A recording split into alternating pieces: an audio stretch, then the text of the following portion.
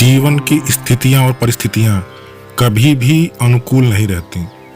जीव को अपने प्रयत्नों के द्वारा अपनी स्थिति परिस्थिति को अपने अनुकूल या प्रतिकूल बनाता है या बनाना पड़ता है, और शायद इसी का नाम जिंदगी है। अगर ये चीजें जीवन में ना रहें तो वो जीवन कहा ही नहीं जा सकता। जीवन का जो उतार और चढ़ाव है वो इन्हीं स्थितियों परिस्थितियों पे निर्भर करता है, और जीवन जीने का आनंद भी इन्हीं स्थितियों परिस्थितियों इसी उतार चढ़ाव के कारण आता है।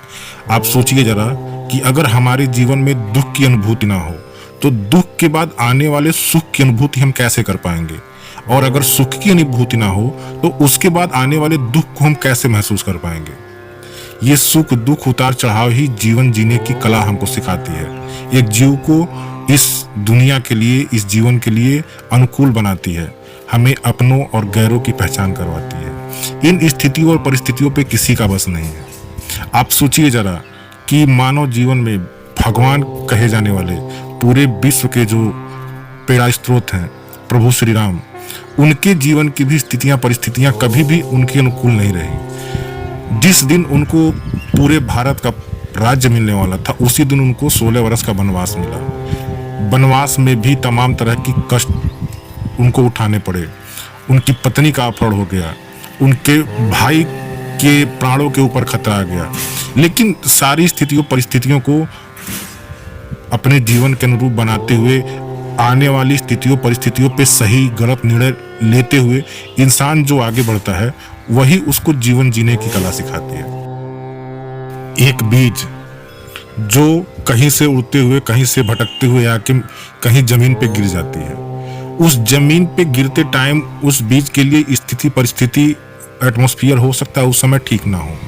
वो बीज धूल के नीचे किसी के पांव से दब के किस किस तरीकों से मिट्टी के नीचे अपने आप को छुपा लेती है, जबकि परिस्थितियां उसके अनुरूप नहीं होती हैं। फिर समय बदलता है, वो संघर्ष करते हुए वो बीज अपने जीवन को अपने अस्तित्व को बचाए रखता है। समय बदलता है, मौसम बदलता है, परिस्थितियां जो उसके विपरीत थी कुछ समय बाद उसके अनुकूल आती हैं। वो मिट्टी में नमी प्राप्त करता है, सूर्य की रोशनी प्राप्त करता है, बरसात का पानी प्राप्त करता है, और अपने अनुकूल परिस्थिति में उस बीज से एक जीवन प्रस्फुटित होता है, छोटा सा कोमल सा। वो अंकुर निकलने के बाद भी तमाम तरह के थपेड़ों को वो बीज सहता है, आंधी को सहता है, तेज धूप को सहता है, तेज बरसात को सहता है। जो परिस्थितियां उसके लिए अनुकूल थी उसको पैदा होने में, उसी कभी कभी वही परिस्थितियां उसकी अधिकता उसके जीवन के लिए प्रतिकूल हो जाती हैं, उसके जीवन पे खतरा बन जाती हैं। अधिक बरसात हो जाती है तो भी उसके अस्तित्व के लिए खतरा होता है, अधिक धूप भी झेलता है, अधिक हवा झेलता है, लेकिन फिर भी अपने आप को संजोए हुए, अपने आप को संभाले हुए, अपनी उन प्रतिकूल परिस्थितियों से लड़ते हुए धीरे धीरे जब परिस्थितियां उसके अनुकूल आती हैं उस अंकुर से कुछ पत्ते निकलते हैं। वो पत्ते परिस्थितियों के अनुसार बड़े होते हैं, वो वातावरण के जो थपेड़े हैं उनको सहते हुए थोड़े बड़े होते हैं, और बड़े होते होते उस प्रतिकूल और अनुकूल स्थितियों का सामना करते हुए अपने लिए जो चीज़ें आवश्यक हैं उसको ग्रहण करते हुए और जो चीज़ें अनावश्यक हैं उसको दूर खदेड़ते हुए वो बीज धीरे धीरे पौधा बनता है, और वो पौधा कुछ वर्षों में एक विशालकाय पेड़ बनता है। वो छोटा बीज जिसको अपने अस्तित्व का खतरा था, आज वो इतना बड़ा वटवृक्ष बन के खड़ा हो जाता है कि कई सारे जीव उस पेड़ पे वास करते हैं, अपने जीवन को बचाते हैं। और फिर वही बीज एक समय ऐसा आता है कि अपने जैसे हजारों लाखों नहीं करोड़ों बीजों को पैदा करने का कारण बनता है, और फिर उन बीजों की यही कहानी, यही संघर्ष की स्थिति फिर से शुरू हो जाती है। ये सारी चीजें कहीं ना कहीं हम मनुष्यों को इन चीजों से, इन स्थितियों परिस्थितियों से, इन घटनाओं से सीखनी चाहिए कि हमारा जीवन, हमारे जीवन की घटनाएं, हमारी स्थितियां परिस्थितियां हमेशा में हमारे लिए अनुकूल नहीं रहेंगी। कभी अच्छा तो कभी बुरा समय हमारे लिए आना ही आना है, ये संसार का नियम है। अच्छे समय में आप अपने आप का विकास करिए, अपने आप का ग्रोथ कीजिए, और जब समय आपके लिए बुरा होता है तो अपने अस्तित्व को बचा के रखिए, अपने आप को सहेज के रखिए। आज आपका समय खराब है तो कुछ समय बाद आपके लिए समय अच्छा होगा, तब आप अपने हाथ फैलाइएगा, अपने आप को विकास करिएगा।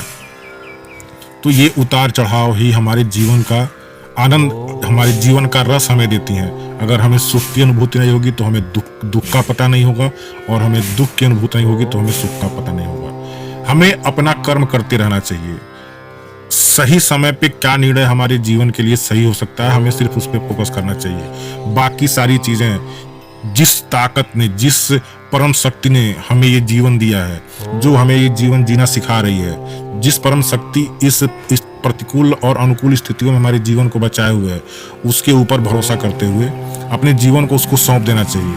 वो परम शक्ति जो एक छोटे से बीज को अनुकूल परिस्थिति, प्रतिकूल परिस्थिति देते हुए एक ऐसे बड़े वृक्ष के रूप में बदल देती है जिस पे सैकड़ों जीव निवास करते हैं, और वही बीज करोड़ों लाखों बीजों को पैदा करने का कारण बन जाता है। वही परम शक्ति हमारे भी जीवन को सहेजे हुए है। उस पर विश्वास करिए और अनुकूल प्रतिकूल परिस्थितियों में अपने जीवन को संवारते हुए, सजोते हुए अपने समाज को विकसित करने का, और भी बेहतर बनाने का, और भी सुंदर बनाने का, ताकि हमारे आने वाली पीढ़ियां इस समाज को हमसे कहीं बेहतर रूप में स्वीकार कर पाए, उसका प्रयत्न करें।